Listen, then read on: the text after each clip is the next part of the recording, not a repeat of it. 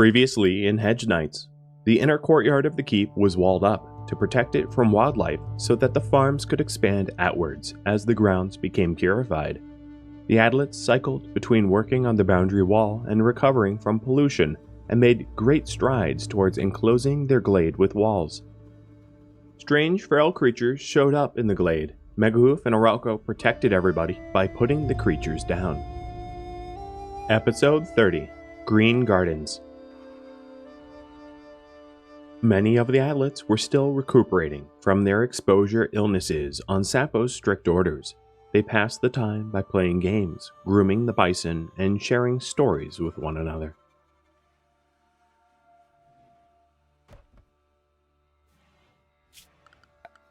With the entryway courtyard fully walled off from the wilds of the glade, it was time to break down the slate farm walls and expand the farmland outwards to eventually encompass the entire curtain wall grounds.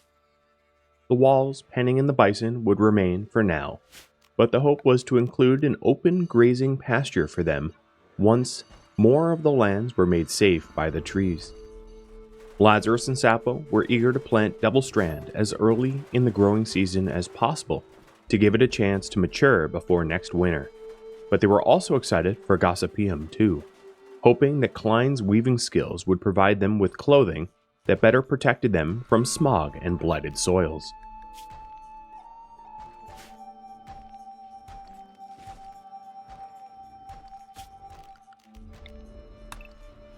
Lazarus and Sapo spent much of their free time as they could felling trees in the glade, knowing the sowing season was fast approaching and their free time would soon be monopolized by tending crops and gardens.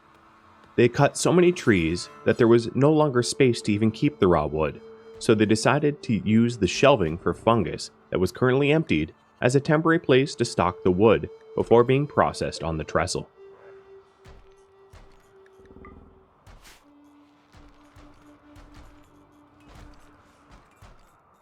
The Adlets needed more slate to complete the boundary wall, but nobody volunteered to brave the deep snow and cold of the winter in order to fetch more from adjacent hillsides. So Madzi and Tangier planned to mine more from underground, and also chip away at the slate-laden hillsides around their keep as well.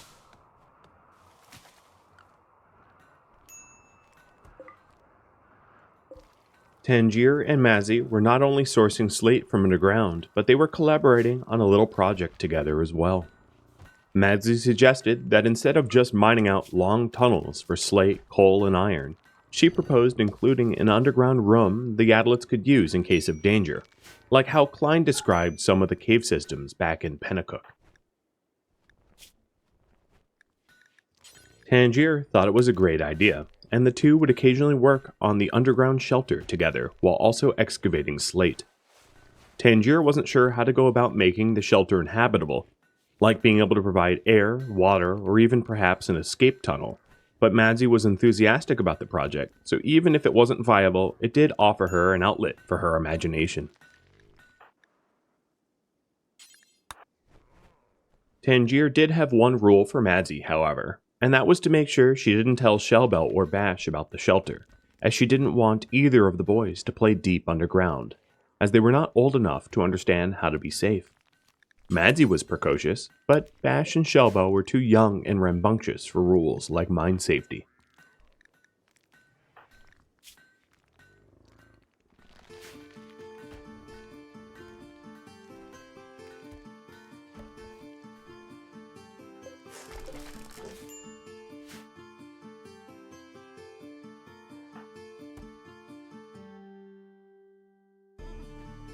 Megahoof decided to spend some time attempting to study the strange devices the raiders had arrived with. Virtually no written accounts of the original visitor invasion survived the past few centuries, or at least none that he was aware of. What the Adlets knew of the cataclysmic event was passed down mostly in oral history, and none of it detailed the invaders' weapons or armor, beyond that it was far superior to that of the Adlets.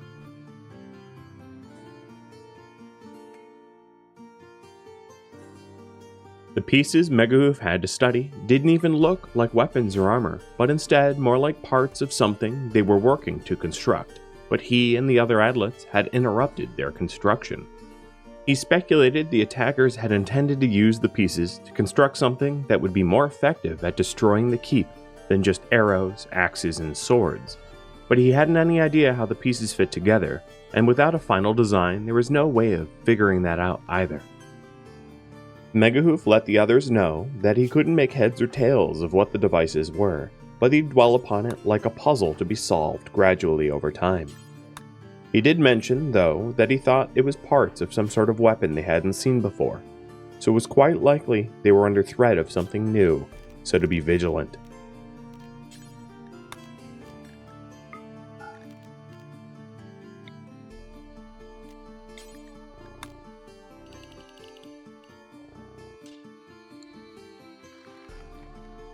For the adlets confined to the keep, it was still possible to carefully clean up pollution around the planned farm expansion provided they took extra precautions. Salix trees weren't able to spread their root systems out around the walls and fences, meaning it was up to the adlets to purify the soil. Spring was fast approaching, and the fields still needed to be tilled and sown, so those who were too sick to venture past the curtain walls chipped in to prepare the farm plots.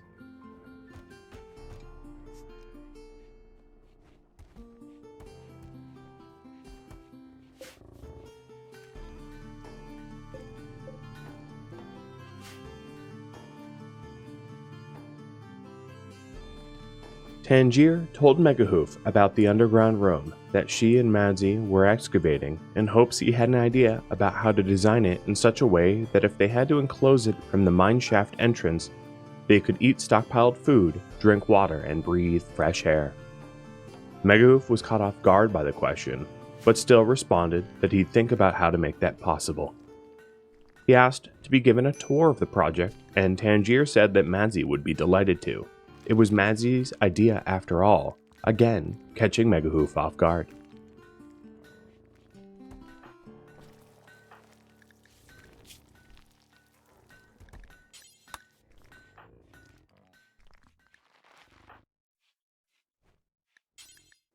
He descended into the mineshaft using lamplight being led by Madzi.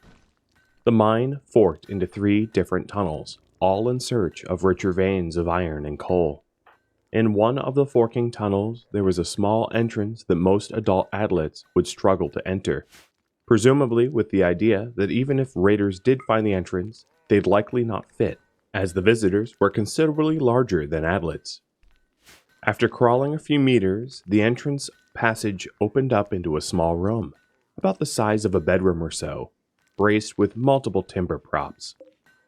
Megahoof was impressed, but it would take a fair bit of engineering for the room to be useful, but seeing its construction allowed him to brainstorm methods that they might employ. Megahoof thanked Madzi for the tour, and then made sure to tell her that while she or Tangier excavated the room, they'd need to leave the lantern inside the entryway, so it wouldn't use up all the air to breathe. Madzi giggled. She and Tangier knew all about needing fresh air, and assured Megahoof they were being safe. While back in the keep, Megahoof tried to visualize where the room was situated in relation to the surface, attempting to pace out the path he took to figure out what section of the glade was above it. His best guess placed the room somewhere near the southern curtain wall entryway.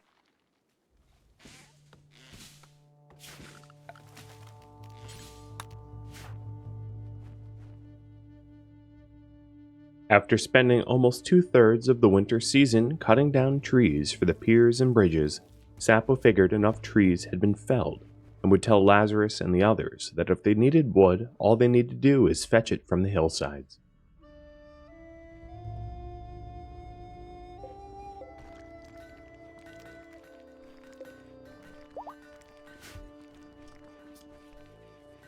It was an unusually warm winter morning, and Sapo and Lazarus decided it was worth the gamble to attempt to sow some seeds well before the proper start of the season, as it was relatively unlikely it would get cold enough to kill off the saplings.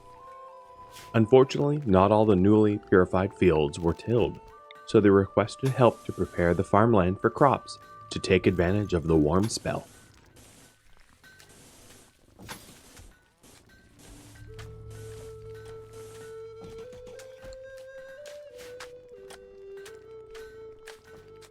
Dave jumped into action. He was eager for the farmers to plant gossypium and double strand, and he was also a little stir-crazy being cooped up in the keep to recover from toxic exposure. The Adlets hoped to continually purify and till more soil throughout the upcoming seasons as the boundary salix trees easily absorb the excess pollution.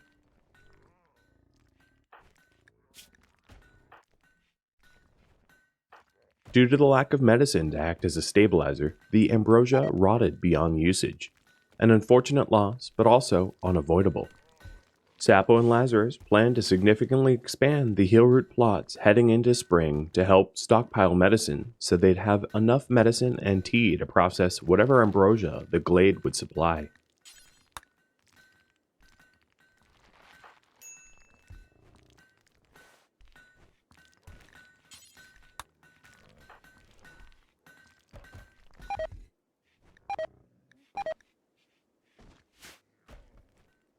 Winter claimed some of the seedlings that Sapo and Lazarus had sown, but not enough of them to make the effort wasted. Luckily, they had an abundance of seeds carefully saved from past harvests, easily enough to blanket the entire curtain wall courtyard in crops, so a few dead seedlings was of no real concern.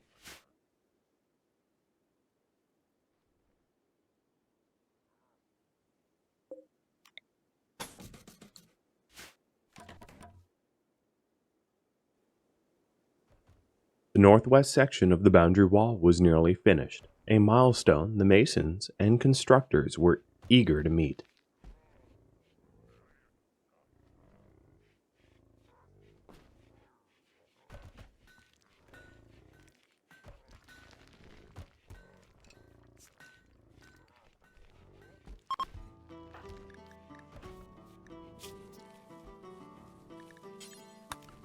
The farmers harvested the nutrifungus, hoping to yield one more harvest from the enclosed farm before transitioning it to outdoor crops.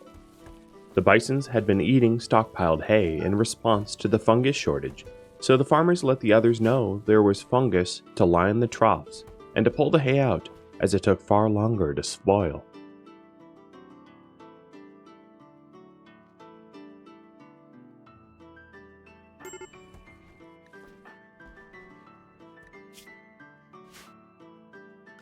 Most of the builders felt well enough to return to work in the polluted hillsides.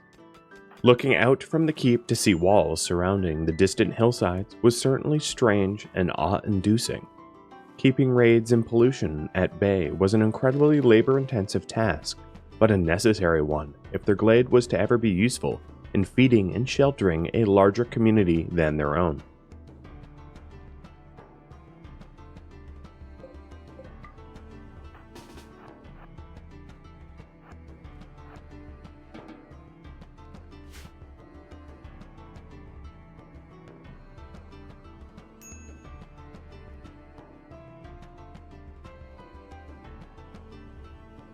The keep was messy and full of planed timber and cut stone awaiting to be used.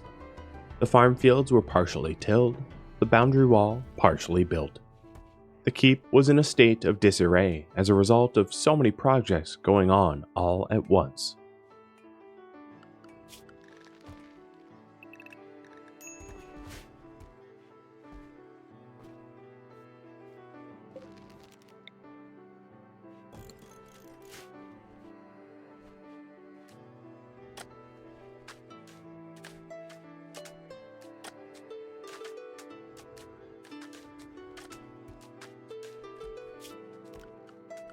Sapo and Lazarus requested everyone else's help to till the farm fields so they could start sowing seeds. The other adlets were eager to return to eating pumpkin fritters, lentil soup, and other culinary delights, and were also excited for better clothing from the double strand and gossypium, so they were happy to oblige.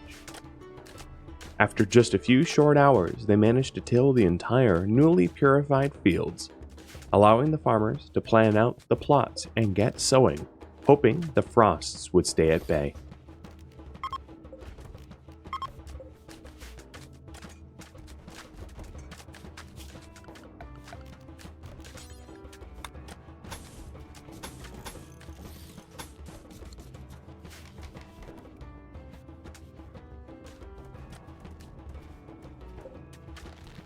The builders also took the time to construct brick storage shelves that would allow for far more cut stone to be stored, as the workstations were difficult to traverse with all of the building material strewn about.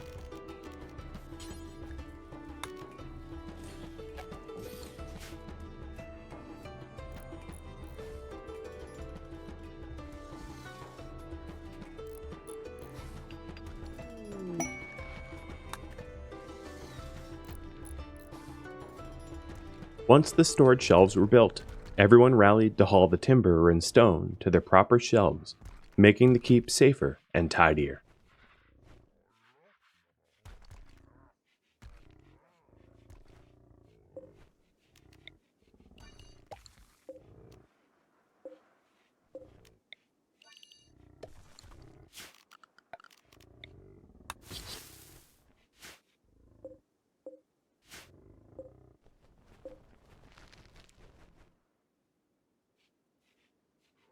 Sappho and Lazarus started to plan the new farm plots to figure out where to sow which seeds.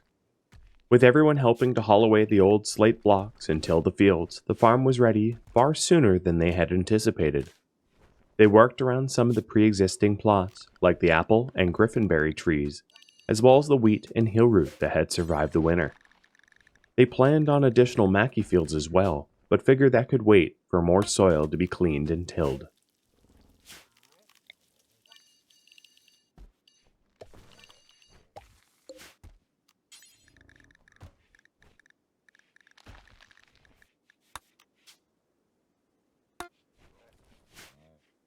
Megahoof hadn't uncovered any more details about Gossypium, so the farmers planned to sow it just like they would flax for linen, hoping the conditions and plant requirements were roughly the same.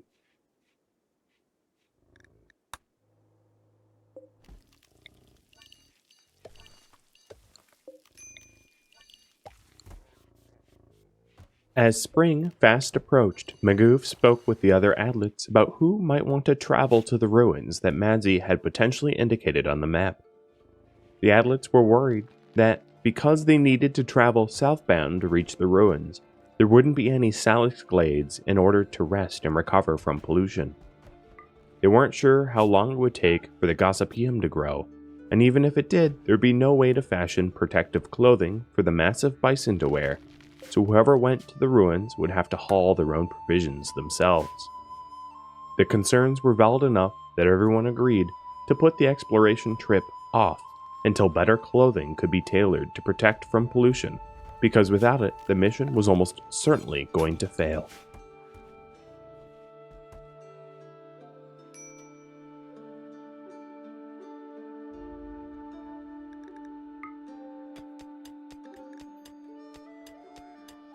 Tangier continued to chip away at the stony slate outcroppings in hopes excavating tunnels in the hillside would help funnel raiders to the front gates, making the keep far easier to defend.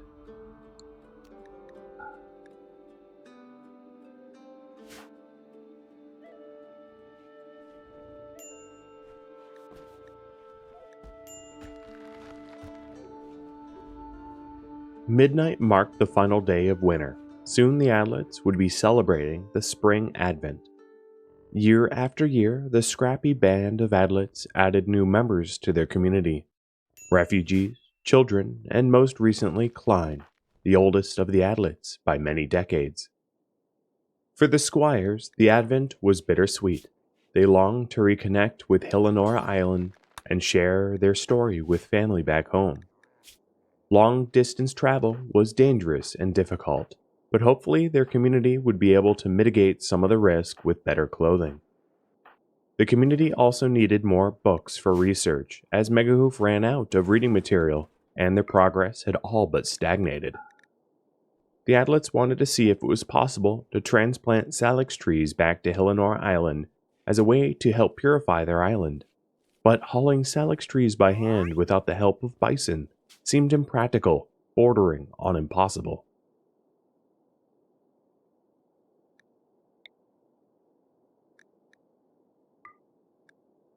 The youngest of the Adlets, Shellbell, celebrated his birthday. He showed an interest in horticulture, much like his father, but also wanted to play with bows and arrows like his mother. He was a bright and charismatic kid who loved mythology, stories, and helping in the farm fields. He had an innate kindness and warmth as the youngster of the keep, despite his penchant for wild frivolity.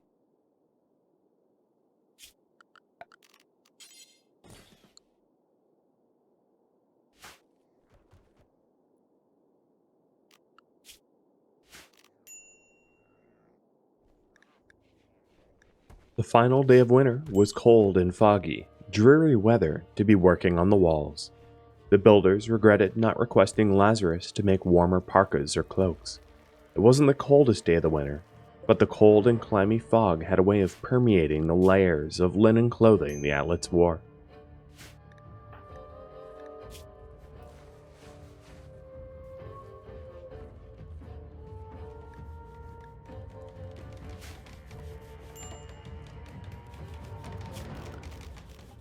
Despite the unpleasant weather, the builders worked constructing piers for the eastern wall.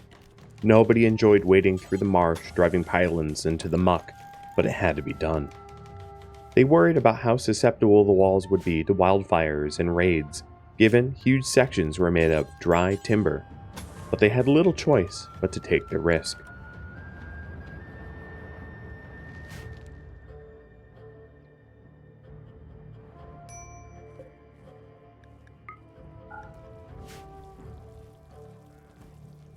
Sunlight burned off the last of the fog and warmed the glade, a perfect opportunity to sow seeds ahead of the spring advent. Lazarus and Sapo dropped what they were doing to get to work, following the planting guide and plots that had already been established.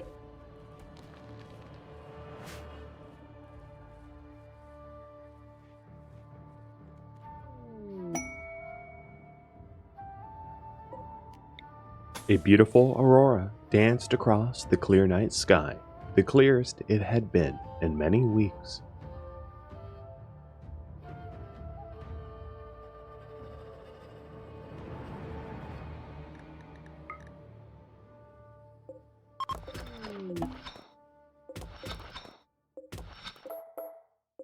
Tangier only had a few sections of hillside to tunnel through.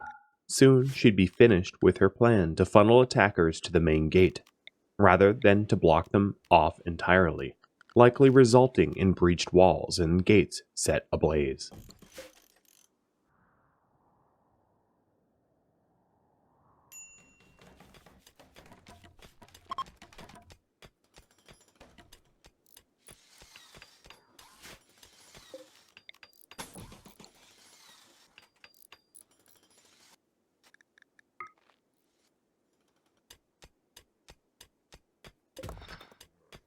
She chipped away at the hardened granite, carefully avoiding sections that were too thick to remove.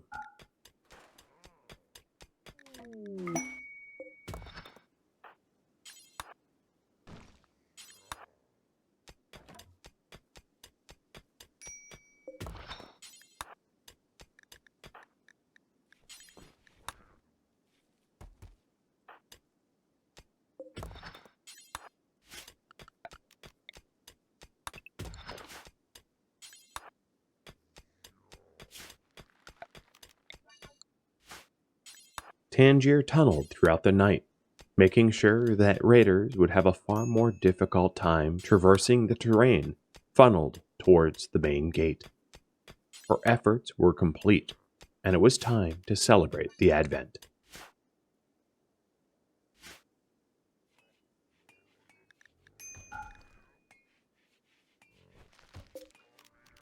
The Adlets converged into the overcrowded pen and readied their colorful lanterns.